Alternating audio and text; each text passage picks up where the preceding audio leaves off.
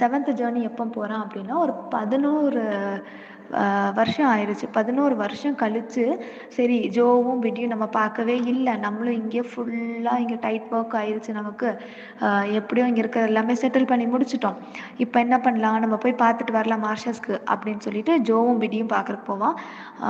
அவன் அப்படியே போய் பார்க்கும்போது தான் தெரியுது அங்கே ஒரு லிட்டில் பிப் இருக்கான். லிட்டில் பிப்னு ஏன் அவனை சொல்கிறாங்க அப்படின்னு பார்த்தோன்னா, நம்ம பிப் எப்படி சின்ன பையனாக இருக்கும்போது ஃபோர்ஜ் பக்கத்தில் அங்கே உட்காந்துட்டு ஃபயர் பக்கத்தில் உட்காந்துட்டு நம்ம மிஸ்டர் ஜோ கிட்ட கம்யூனிகேட் பண்ணிகிட்டே இருப்பானோ, அதே மாதிரி அந்த குட்டி பையனும் வந்து ஜோவுக்கு பக்கத்துலேயே உட்காந்து கம்யூனிகேட் பண்ணிகிட்டு இருக்கான். இதை பார்க்கும்போது இவனுக்கு இவனோட மெமரிஸ் எல்லாமே வருது. இதெல்லாமே பார்க்குறான். பார்த்துட்டு இவங்ககிட்ட பேசுகிறான்.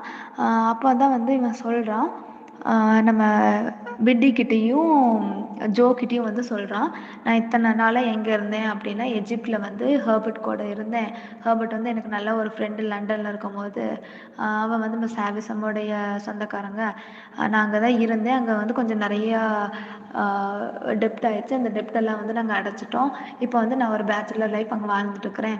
இனியும் நான் வந்து பேச்சுலர் லைஃப் தான் கண்டினியூ பண்ண போகிறேன், எனக்கு மேரேஜே வேண்டாம் அப்படிங்கிற மாதிரியான ஒரு தாட்டில் வந்து இவன் சொல்லிடுறான்.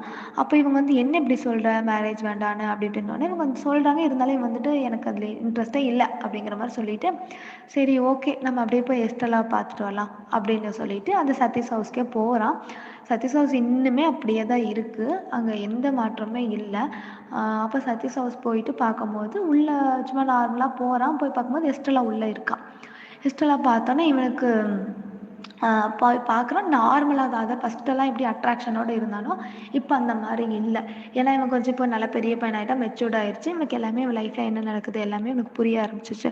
ஸோ போய் பார்த்துட்டு எஸ்டெல்லாட்ட பேசும்போது எஸ்டெல்லா வந்து சொல்கிறான், இந்த மாதிரி ட்ரம்மல் நான் கல்யாணம் பண்ணியிருந்தேன், ட்ரம்மல் வந்துட்டு என்னைய அடித்து ரொம்ப காயப்படுத்தி என்னை வந்து ரொம்ப என்னோட மனசை ரொம்ப நோகடிச்சிட்டான். கடைசியில் கொஞ்ச நாள் கழிச்சு என்னாச்சுன்னா ட்ரம்மலும் வந்துட்டு சிக்காகி இறந்துட்டான் அப்படிங்கிற வந்து இவன் சொல்லுவாள். அப்போது சரி ஓகே இப்போ என்ன செய்கிறேன் உன் லைஃப்பில் அப்படின்னோடனே, நான் என்ன பண்ணுறது, நான் இங்கே அப்படியே இருக்கிறேன், என் லைஃப் அப்படியே போகுது அப்படிங்கிற மாதிரி வந்து நம்ம எஸ்டெல்லாம் சொல்லுவாள். அப்போ 2 பேரும் வந்து ஒரு மியூச்சுவல் அண்டர்ஸ்டாண்டிங்கில் என்ன பண்ணுவாங்கன்னா ஒரு ஃப்ரெண்ட்ஷிப் மாதிரின்னு வச்சுக்கலாம், லவ் அப்படிங்கிற ஸ்டேஜுக்கு இல்லை, பட் ஒரு ஃப்ரெண்ட்ஷிப் மாதிரின்னு சொல்லிட்டு 2 பேருமே வந்து ஒரு 2 பேருமே கையை பிடிச்சிட்டு அப்படியே அந்த கார்டனை சுற்றி நடக்கிறாங்க. இதோட வந்து நம்மளோட கிரேட் எக்ஸ்பெக்டேஷன் முடியுது. ஸோ இதில் நமக்கு கிரேட் எக்ஸ்பெக்டேஷன்ஸ் அப்படிங்கிறது என்னென்னா, நம்ம பிப் வந்து ஒரு ஜென்டில்மேன் ஆகணும் அப்படிங்கிறது தான் கிரேட் எக்ஸ்பெக்டேஷன்.